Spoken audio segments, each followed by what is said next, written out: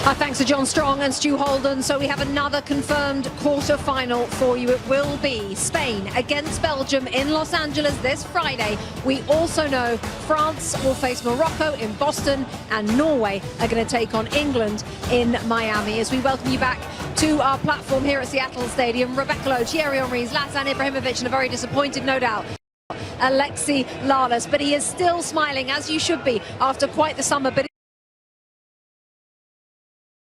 in the end, Lex, it was a step too far for this team. After everything they've given us this summer, they looked almost unrecognizable tonight. Well, first off, I think congratulations have to go to this Belgium team to come into this environment and put on a show like that. And from a U.S. perspective, they picked the worst time to play their worst game. And I think Mauricio Pochettino and the players would admit that. You know, to echo what Stu and John said, you know, anytime this happens, and I've been through this now a lot, the question is always, well, was this a success? Look, I think that this team did win hearts and minds. I think this team did bring people into the tent, and they should be incredibly proud for that. But also, there's a part of me that says the time for moral victories is over, and so we've left something on the table here. And that, to me, is disappointing. I also know it's going to be disappointing to the players and to Mauricio Pochettino when they look at this game. Because, again, the goals that they gave up at times were self-inflicted against a better team. But this U.S. team has beaten better teams in the past. It just didn't happen here today. So it's going to be disappointing to go out, but also in the way in which they went out, which was much more of a whimper than a roar that we had seen through this tournament. As you say, very convincing from Rudy Garcia and Belgium, and many congratulations to them for that spot in the quarterfinals. Zlatan Ibrahimovic, your first thoughts after this one? My first thought, they played a better team, and they are better than U.S. when you look at the paper also. And the game, I think this was the worst game that the U.S. did, but they faced also a proper opponent where I was like, Rudy Garcia has a plan for second half, but U.S. couldn't figure out the first half with the starting 11. But this is the game. U.S., they should be proud. They had momentum. They didn't disappoint anyone in the way that in the other games. Yes, the result today is not good, but in the end, I think they had a good run, and they did maximum what they could in this tournament. Then, yes, you can have luck, you can go further, but I think this was also a little bit of a reality check for US. Thierry? Levels. You didn't play Bosnia. You didn't play the team that you played in your group stage. Levels. The World Cup is different in group stage. Round of 32 never existed before. Everyone made this story in a round 32. It never existed before. That's what you had to go and win today. Beat that Belgian team that people thought they were talking about Balogun, Chalibion. There's a game to play and to win. Right? So unfortunately, one host, two hosts, 3 hosts out. That's exactly what you don't want at a World Cup. That is annoying for me. But at the end of the very day, this guy that you see on the screen controlled the midfield by himself every single time. Stopped every counters, controlled it. And I wanted to see a team that could defend 1v1. I wanted to see a team that was going to be different when they were going to be 1-0 down or not. And they couldn't answer. Levels. And at the end of the day, the third goal changed everything, because it looked like they might be coming back. And when you concede a goal like that, you're going nowhere. This is the World Cup. A new tournament has started. Levels. You have a point. At 2-1, Lexi, they had some momentum, they were on the ball, and then the Matt Freese error. Yeah, I mean, Matt Freese started the game with an incredible save, and we've been saying all tournament that he has yet to really make the big save. That could have been his big save if he hadn't followed it up later with what is really going to live long in his mind and the minds of American soccer fans. Because in that moment, to Thierry's point, there was momentum. We've talked so much about momentum in this tournament. There was momentum. And in a game where there wasn't a whole lot to be happy about, and there wasn't a whole lot of momentum, coming out in the second half, yeah, that was something that this team needed. And then, boom, you just sap it right there in that moment. You know, you see the players, you see them on the field, you see them kick the ball, but they go through a process in a tournament.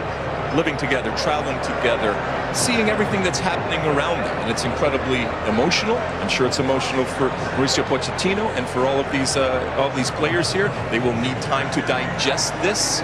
I think that they will be honest with themselves. I think that Mauricio Pochettino will be honest with us, with the press. And I think as an American soccer community that continues to grow, we'll be honest about what we need to do in order to get to Thierry's point, that next level and be able to compete consistently with the elite teams in the world. Just real quick, I have to ask you, do you think the Flo Balogun thing became a distraction? No, not for this team. I think it was noise outside. And by the way, I don't think Flo Balogun was the problem at all today. I thought he worked the channels. I thought he made himself available. I just don't think that he was provided the service in those crucial areas that he needs. So this was not on Flo Balogun. There were a lot of bad performances out there today, but it wasn't Flo Balogun. I just wanted to add something. People out there, yes, there is a disappointment on the result, but let's not stop pushing this sport in this country. I think that's very important.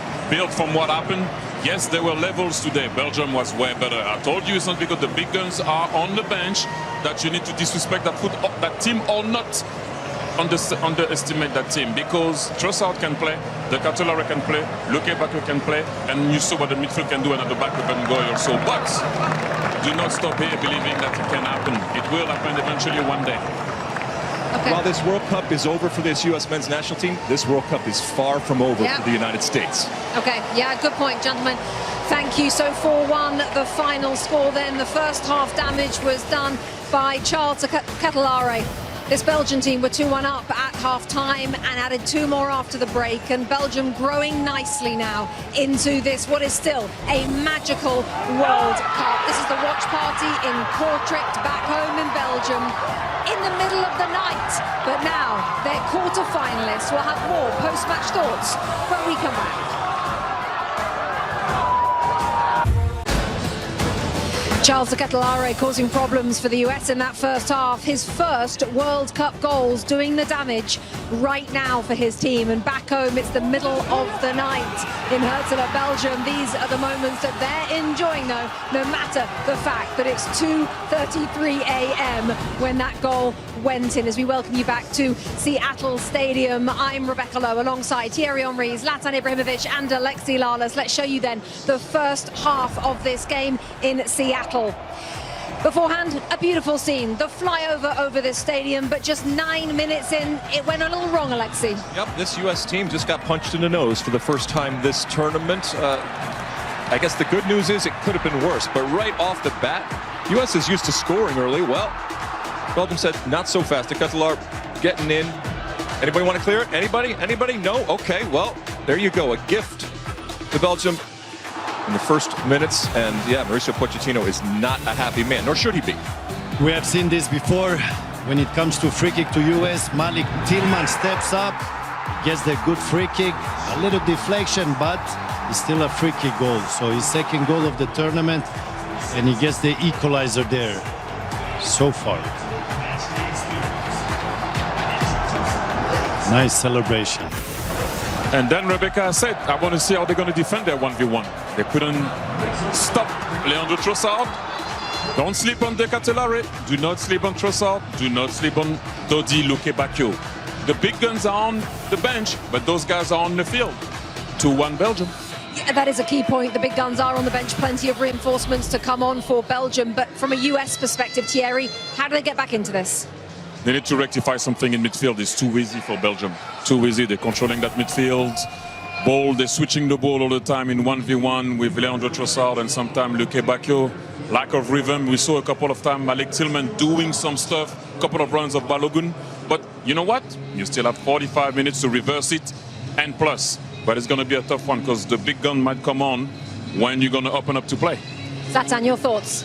This is the first 45 minutes I see US where they don't feel comfortable. I mean, the attack is not working, and when the attack is not working, the defending has to work. But the defending is not also working. So something has to happen for the second half, and they need to get Pulisic more on the side. Not even one time Robinson comes on doing his overload that he normally does. but also Belgium is making it difficult for them. So it's two teams on the pitch, not only one. I don't think anybody had a good half. They can't defend the cross. They can't defend one-on-one. They couldn't defend in the air. They can't defend the long ball to the other side. So Mauricio Pochettino, he's going to earn his money this halftime, and he better make some changes either in personnel or tactics. So what does Mauricio Pochettino and his staff have